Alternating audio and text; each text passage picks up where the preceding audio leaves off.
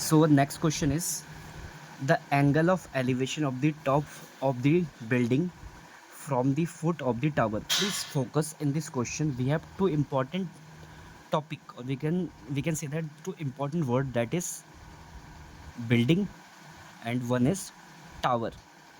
ठीक? The angle of elevation of the top of the building from the foot of the tower is 30 degree, and the angle of elevation of the top of the tower from the foot of the building is 60 degree. If the tower is 50 meter high, the first thing is given. If the tower is 50 meter high, the tower is 50 meter high. Let's suppose this is the tower. The height of the tower is 50 meter. Okay. Now we have to focus the angle of elevation of the top of the building from the foot of the tower. This is called tower ना, क्योंकि tower क्यों हुआ, क्योंकि height of the tower is given. From the foot of the tower is 30 degree. तो ये tower का foot तो ये हो गया. यहाँ से जो बिल्डिंग की जो हाइट है वो कितने डिग्री पे, 30 डिग्री. लेट सपोज ये हो गया. अब बिल्डिंग है तो बिल्डिंग मुझे बनानी पड़ेगी. Late suppose this is a building and the angle of elevation of the top of the building from the foot of the tower is 30 degree. तो टावर के फुट से जो एंगल ऑफ एलिवेशन है building का वो कितना बन रहा है, 30 डिग्री. ठीक. And the angle of elevation of the top of the tower, यानी टावर का जो टॉप का जो एंगल ऑफ एलिवेशन बन रहा है कहाँ से, from the foot of the building. Building तो ये है तो बिल्डिंग का फुट तो ये हो जाएगा. तो इसके फुट से जो एंगल ऑफ एलिवेशन बन रहा है टॉप ऑफ द टावर का, वो बन रहा है 60 डिग्री. ये है. ठीक. 1 सेकेंड समझ लेते हैं क्या क्वेश्चन है. The angle of elevation of the top of the building and from the foot of the tower is 30 degree. दो टॉपिक है यहाँ पे, बिल्डिंग और फुट, बिल्डिंग और टावर. अब मैं देख पा रहा हूँ कि if the tower is 50 metre high, तो पहले किसकी वैल्यू गिवन है, टावर की. Let suppose this is a tower जिसकी हाइट कितनी है, 50 मीटर. ठीक. इतना हमने बना दिया. ये कौन सा है, ये दिस इज कॉल्ड टावर. अब यहाँ पे पहले स्टार्टिंग पे आ जाइए. The angle of elevation of the top of the building, यानी बिल्डिंग का जो टॉप होगा from the foot of the tower. Tower तो ये है तो टावर का फुट तो ये हो गया. तो यहाँ से जो एंगल ऑफ एलिवेशन बन रहा है किसका, बिल्डिंग का, ये बिल्डिंग बना दीजिए, वो कितना बन रहा है, 30 डिग्री. ऐसे ही from the angle of elevation of the top of the tower from the foot of the building. अब ये बिल्डिंग ये है तो इस बिल्डिंग के फुट से जो एंगल ऑफ एलिवेशन बन रहा है वो कितना बन रहा है, 60 डिग्री. ठीक. इस तरह से डायग्राम बना. Let suppose this is A, this is B, this is C and D, कुछ भी नाम लिख सकते हैं. So what is the statement of the question, find the height of the building. Means we have to find height of the building. This is building and this is tower. This is building. So we have to find height of the building. Let's suppose height of the building is h.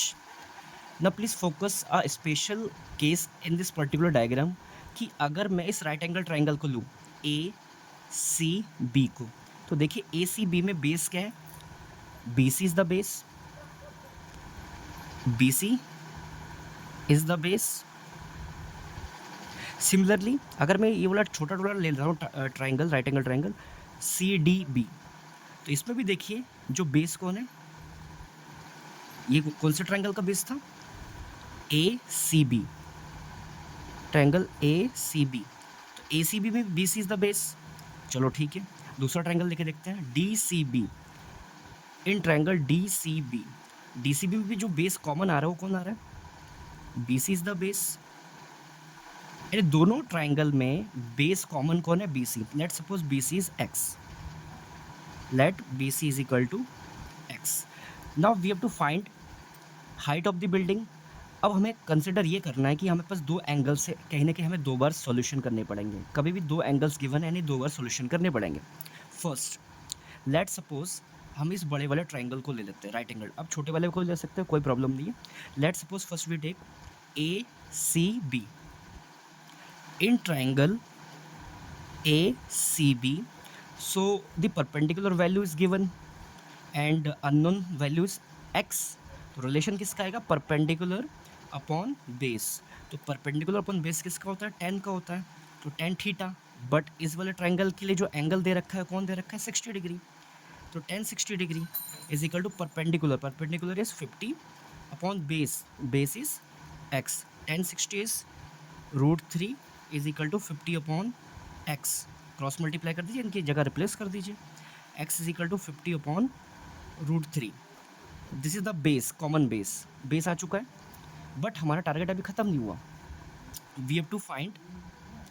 अब दूसरा angle कौन सा है, 30 degree, लेकिन 30 कौन से वाले triangle में है, ट्राइंगल डी सी बी में है 30 डिग्री। तो in triangle D C B again tan 30 degree is equal to, इस वाले ट्राइंगल में भी क्या है, परपेंडिकुलर, क्योंकि हमें परपेंडिकुलर फाइंड करना है, तो मुझे इसका रिलेशन लेना पड़ेगा, किससे लेना पड़ेगा, बेस के साथ, तो परपेंडिकुलर अपॉन बेस, तो परपेंडिकुलर हमारा h है, बेस हमारा क्या है, x, तो tan theta is, tan 30 is 1/√3 h upon x, but x की वैल्यू तो ऑलरेडी हम निकाल चुके हैं, तो यहाँ पे रखेंगे 50 अपॉन √3, क्लियर।